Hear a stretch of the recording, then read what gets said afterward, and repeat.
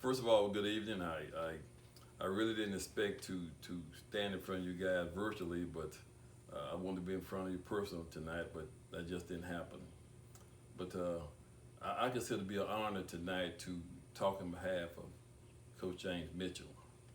But first of all, in 2012, the Hardee Athletic Foundation inducted its first class of Hall of Fame members. Our criteria for induction that year was, just as today, was that the inductee had a positive impact in furthering the athletes in Hardee County. Many times our criteria for induction is confused with other athletic Hall of Fames. While we appreciate and respect how many touchdowns were made, baskets were scored, and home runs were hit, it is not a consideration of this honor. Our benchmark is simple. What did this person do to support and advance and embrace athletes in Hardee County? And as I thought about what I was going to say to this evening about Coach Mitchell, my mind went in several different ways. First of all, like I said earlier, it is indeed an honor for me to just stand here and to say something about a man who I put on a high pedestal. And if you would have noted in your bio of Coach Mitchell, and I try to repeat it, in 1967, the Hardee Senior High Yearbook was dedicated to Coach Mitchell. As I began to read through that bio, I noticed they use certain words like patience and kindness and understanding and respect to describe Coach Mitchell. And then I noticed also in the latter part of that bio, they mentioned another statement. He helped to advise and guide all the students who crossed his path. And I must tell you tonight, I was one of those students. In the latter part of the bow also, I noticed that they had a phrase, and that phrase read, "Boy, that Coach Mitchell was a good man." And so tonight, as we welcome Coach Mitchell into the foundation, I know there's going to be a lot of you guys who talk about Coach Mitchell, the coach, and he was indeed a great coach. But just for a few minutes, I want to talk about Coach Mitchell, that good man. It was in the summer of 1966. The students at Leonard R. Brown and grades 9 through 12, because of mandated integration, was moved from Leonard R. Brown High School to Hardee Junior Senior High School. And as I began to think back at that time, it was not a good time in the lives of the over 100 black students who've been forced to leave their beloved Leonard R. Brown High School. We was raised in the community. Our parents were raised in the community. That was our school. And we did not want to leave. And frankly, there was those who didn't want us there. We didn't want to be there. And there were those who didn't want us there. We didn't feel like we was welcome.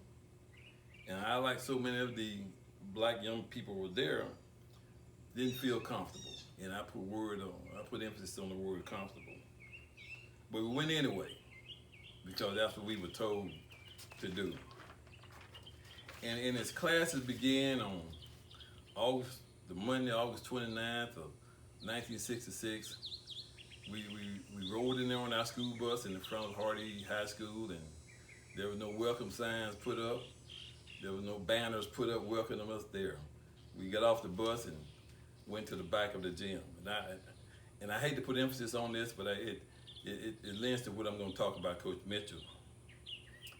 And that morning, when the bell rang, we went to our homeroom. And I was in class number, I don't know, it was a W, but then I proceeded to go to my English class, my psychology class, and my history class. And none of the students nor teachers made me feel welcome. And again, I put emphasis on the word welcome. My fourth period class was biology. And quite frankly, I didn't expect my fourth period class to be any different than my first three classes. As I went up the stairs toward room 212, I glanced in the classroom, and there was this sort of blondish, gray-haired white man sitting at his desk. And my first response was, dog. And so as I looked in the classroom, I went down to the end of the classroom, and there was another room there, the algebra class. And I looked into the algebra class, there was another gray-haired, blonde white man. And I said, are all the white men teachers here all blonde-headed and gray-headed? So I stopped, went back down toward room 212, went past the room, went to the bathroom to sort of gather myself. I came out, looked in the classroom, and that blonde, gray-headed white man was still in that class. But this time, he and I made eye contact. I went down to the other end of the hallway, and that teacher was still in the class. I went back toward room 212, and that moment, Coach Mitchell stepped outside his classroom. And he stopped me, and he said, son? Now, first of all, when he called me son, my first response was, now, why is he calling me son? You can tell by looking at him and looking at me, that man wasn't my daddy. So that caught me off a little bit. But he said, son, are you lost?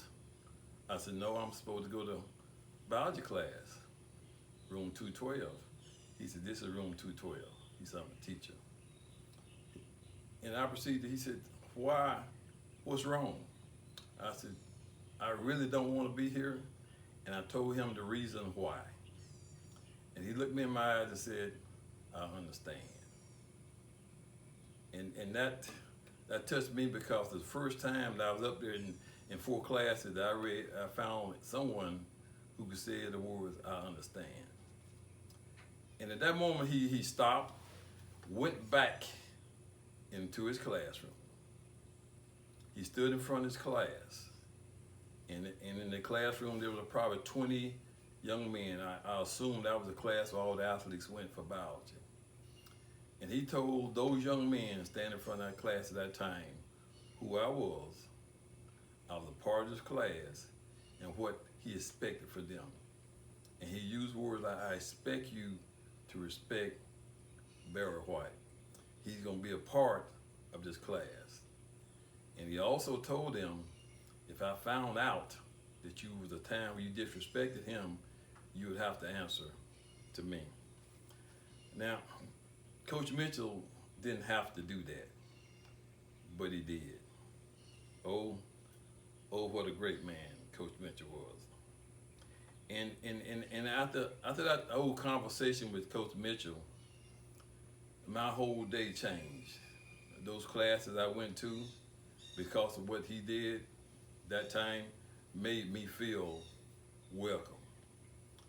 And as I went about my day, I told other black young men about what Coach Mitchell had did.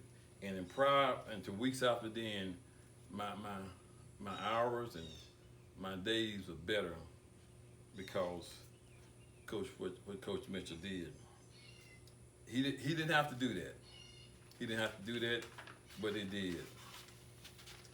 And you know, if I relate to other black men about black young men what Coach Mitchell did, and they wanted to meet that man called James Mitchell. And my voice is sort of breaking up now because I'm a little touched, even when I think about the things he did back and then. But as I think about Coach Mitchell, I realize he didn't look at me as a black student. He looked at me as a student. He didn't look at me and other black athletes as a black athlete, but he looked at us as black athletes, just as black, just as as athletes. And I think now, oh boy, what a good man he was. I graduated in 1969, and I never took the time to thank Coach Mitchell for what he had done for me. I coached against him in youth football. I was a coach of the Raiders, and he was assistant coach of the Bucks. And one time after the Raiders had beat the Bucks, he and I met at center field, and he had that smile on his face like he did that first day that I met him. Oh, what a great man he was. But before he retired, he worked with my late wife, Laura, in the adult education department. And while he was working with her, it was at that time I took the time to grab his hand and give him a hug. And I thanked him for showing the compassion that he demonstrated to me that day. He didn't have to do it, but he did.